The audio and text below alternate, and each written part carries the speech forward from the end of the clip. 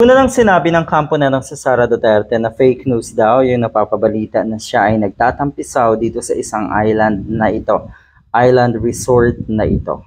Hindi na bago sa ating lahat kung gaano kasinungaling itong si Sara Duterte at ang kanyang pamilya. Pero sa panahong ito, yung pagsisinungaling, madali na lang yung mapinpoint eh. Abay, ang technology po natin ay kung hindi nyo alam, Sara Duterte, ay advanced na po tayo. Napakaraming resources, napaka-resourceful ng mga kababayan natin at talagang mabibisto kung ano yung kasinungalingan na ginagawa nyo.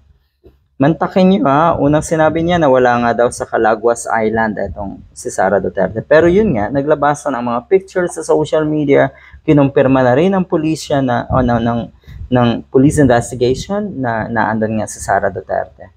At ang huling kasinungalingan ay eto. Kasi daw, tignan natin ha, September 23, 6:21 a.m. Okay. So, meron daw na press release ang kampo ni Sara Duterte na kuno nga ang Vice President ay nasa kalsada na, was on the road today talking to the people about the current events in our country, the statement said. Noting stops in Vinsons and Dait, Camarines Norte, as well as Legazpi, Albay. So sa mga oras na yun daw, nasa kalsada na si Sara Duterte around 6 a.m. Pero kasi, etong picture na ito ay hindi magsisinungaling dahil September 23 rin po, 6:21 a.m. ay naandyan para sa resort etong si Sara Duterte. Sino po ba kasi ang gusto nyong lokohin? Okay, dyan sa Office of the Vice President, sa kampo ni Sara Duterte, kung kaya nyo talagang lokohin, you have all the pleasure para pagsinungalingan, para lokohin ang mga taga Davao. Pero wag niyo pong lahatin. Hindi po ang buong Pilipinas. Hindi niyo po kayang utuin at lokohin ang lahat ng mga kababayan natin. Mangilan-ngilan na lang, ang totoo niyan mangilan-ngilan na lang ang pwede niyong maloko ngayon. At karamihan nga po dyan ay yung mga talagang sarado na ang kaisipan. Talagang mga blind followers niyo na po.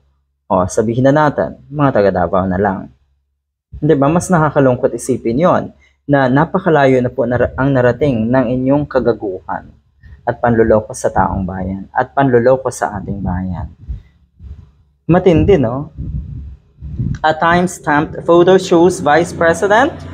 Ulitin lang natin ha. A time-stamped photo shows Vice President Sara Duterte still in Calaguas Island as of 6:21 a.m. on Monday, September 23. Pero yun nga, press release kuno ay nasa kalsada na at kausap na mga kababayan natin talking about current events in our country at kung ano-ano pang pangyayari daw sa ating bansa. Ganyan ka-plastic itong isang ito. Hindi po ba kayo talaga nahihiya? Ang tibay ng sikmura, ano ho, ng mga katulad ni Sara Duterte? Good luck.